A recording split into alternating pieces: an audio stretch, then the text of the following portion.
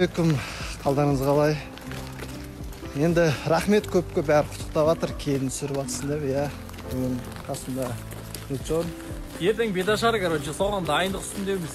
Иә, ертең беташар. Ал, жақсы. Ассалаумалейкум, қалдарыңыз қалай? Біз Қарғалы ауылындамыз. Біз ет асып жатырмыз. Ал беташарға дайындық. Алланың қалауымен. Ал жақсы. Демалыстарыңыз жақсы өтсін.